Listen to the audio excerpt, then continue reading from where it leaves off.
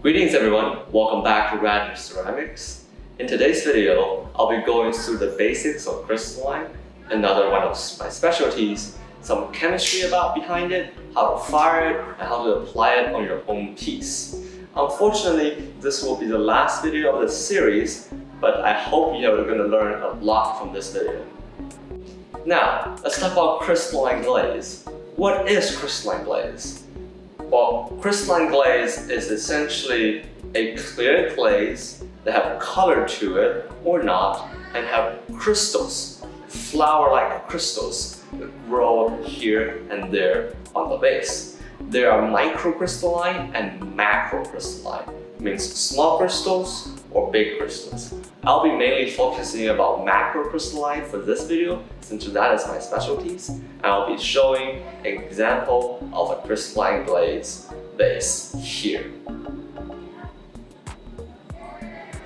Well, now I talked about what is a crystalline. What is actually in crystalline? What is the crystalline glaze made of? Well, crystalline glaze is very simple in terms of glaze recipe. It is simply just zinc oxide, silica, and frit of your choosing. Very simple recipe. And what grows the crystals is the zinc silica crystal that forms while heated and cooled during the firing schedule. This is controlled purely by the temperature change. So the firing schedule of crystalline glaze is a lot more important than its recipe, since the recipe only consists of 3 ingredients and some minor additives or colorant. But of course, there are other forms of crystals as well. There is bismuth crystals and molybdenum crystals, which have their own crystalline structure, and they are very exotic looking compared to regular crystalline glaze. If you are interested in those, I'll recommend you Googling it. There are a lot less information on those two crystalline glaze than regular crystalline glaze. Considering crystalline glaze itself has already few information online as well. Everybody is trying to keep it a secret. I mean, to be fair, it is very hard to find a good firing schedule yourself. It is trade secret essentially. Now that I've told you what is a crystalline glaze, I'll teach you guys how to make one. A crystalline glaze in its recipe is very simple. It's literally just silica, zinc oxide, and frit.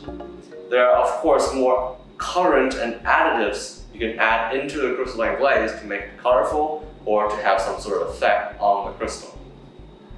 But most of these additives is already added in your frit. So choosing your frit is very important. Here is a chart of some common colorant you can add to your crystalline glaze to give it a different color.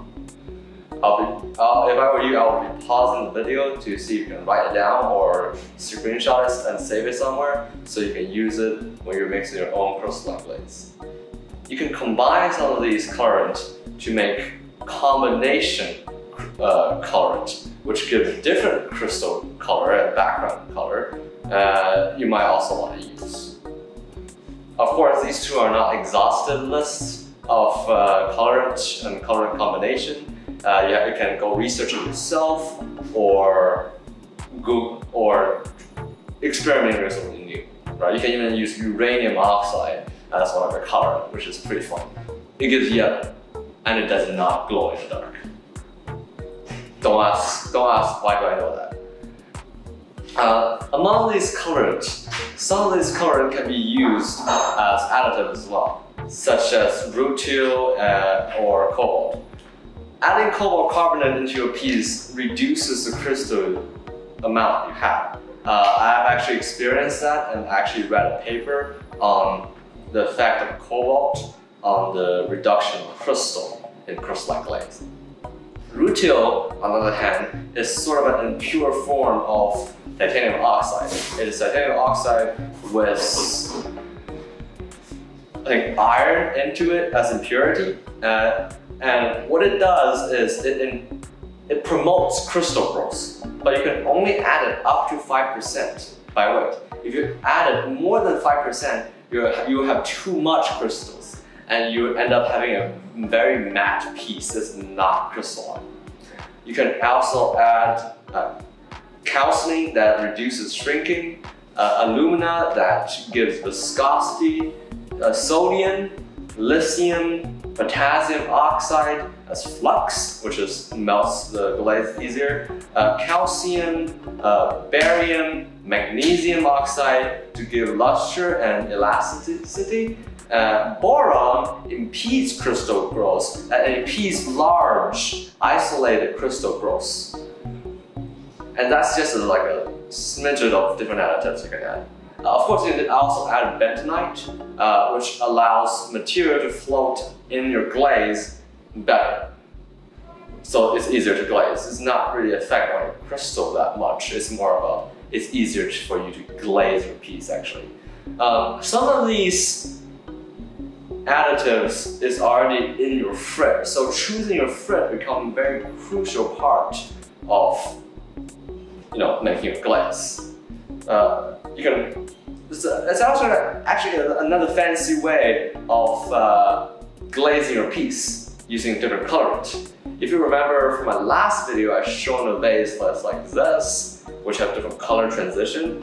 I glazed different part of the piece with the same glaze but different colorant, and it's shown this transition. You can also do that yourself. Before I start talking about the firing schedule, what temperature gives what shape and how do you manipulate your crystals, that's a very important step before you actually glaze your piece. It's actually making a catch base, something like this. Crystalline glaze is a very runny glaze, so when you start firing the glaze is going to run down the base and hit the bottom. And if you don't have a catch base to catch all the runny glaze, your piece is going to stuck on your shelf, which is not what you want. It's a very simple structure, you can make it really quick. You want to add a layer of alumina between your base and the piece, the catch base and the piece, so that when you take it out of the kiln, you can knock it off quite easily. But that aside, how do you actually fire a crystalline glaze? Since I just said how firing schedule dictates literally everything. Finding a good firing schedule online is hard, but I'm here going to teach you how to create your own firing schedule by teaching you guys what temperature give what shape and how can you manipulate these temperatures to produce the result you want. First, you need an electric kiln, because an electric kiln allows you to program how you raise, drop, hold the temperature very easily. If you use a gas kiln, that's also fine for reduction. It's harder. If you're going to program it, it's pretty nice. If you use a wood kiln, I would not recommend it because you have not nasty ash head on your crystalline glaze, which you just don't really want, and it's harder to control the temperature. But now, a crystalline glaze is generally cone 10. There are some cone 6 crystalline glaze, but I'm not going to talk about it right now. I'll be mainly focusing on high fire crystalline, which is cone 10. That means when you fire your piece, you have to first raise the temperature to around 2345 Fahrenheit, around or above that temperature, so the glaze can melt properly. You want the glaze to melt and then grow a crystal. So essentially your firing schedule is going to look something like this. So I'm going to go up, melt the glaze, drop down to what we call a soaking period. This soaking time is where you manipulate the temperature to create crystals. So during this soaking time, you can create halos, you can create rods, you can create axes, you can create full circles like flower edge. So creating halos sounds hard, it's actually pretty easy. It's essentially creating a rise and drop in temperature at the location where you want the halo to be. So during the soaking period, if you raise the temperature and then drop the temperature, raise it back, drop the temperature, you can create this halo. If you time this rise and drop close to the early phase of the soaking period, your halo is going to be on the closer to your center. And if you do rise and drop at the end of the soaking period, you're going to have halo that's further away from the center. Rods are not like halos. Rods, arcs, and flowers or circles are the shape of the crystals, which are purely dictated by what temperature you're holding.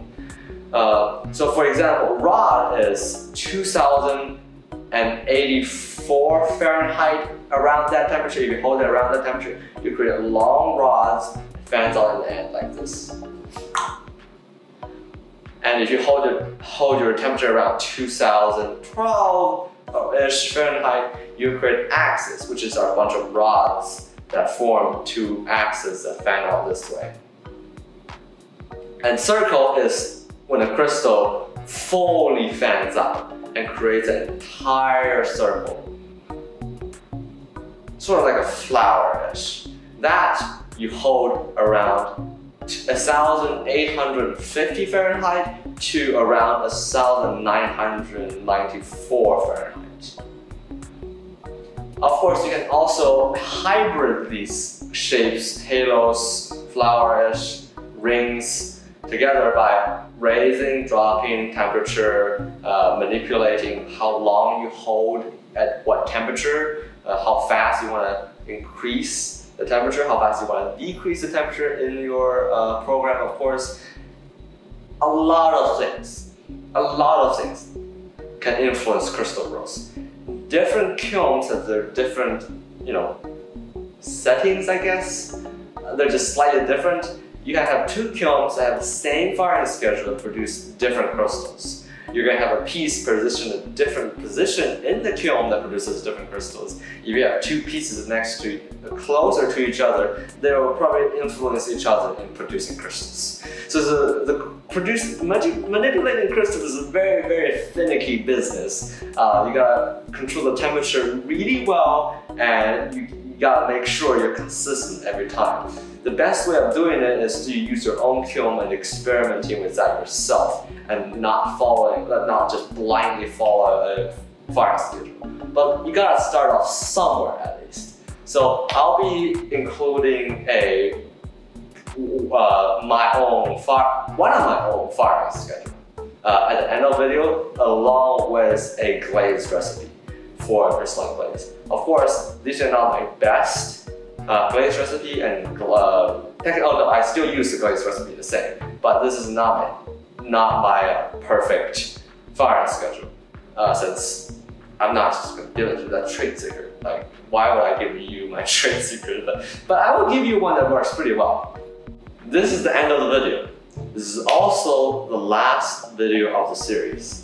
Thank you for sticking with me along this journey. I hope you have learned something new, and I especially hope you can make a radish with crystalline glaze on it. Thank you for watching.